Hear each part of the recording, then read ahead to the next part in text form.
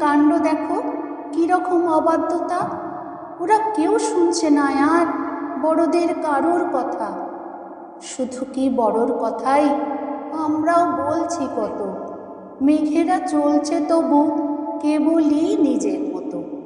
যদি চাই ঝলমলে দিন, ওরা ঠিক বুঝতে পারে আকাশের মুখ তখনই ঢেকে দেয় অন্ধকারে। যখনই বলছি আবার দে না মেঘ বৃষ্টি দ্বারা, ওরা হয় অমনি উধাও, শুনশান আকাশ পাড়া। দেখো কি দুষ্টু ওরা, কি ভীষণ খামখেয়ালি। যেখানে ইচ্ছে হবে সেখানেই ঝরায় খালি।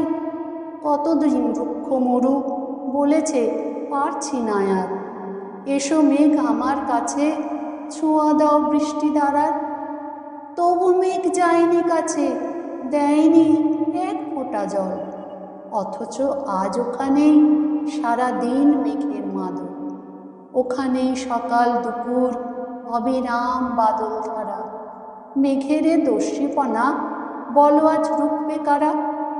ওদেরই জন্য তো আজ মরুতেও বানভাসি সব। মানুষের সর্বনাশে মেঘেদের এ কোন পরব?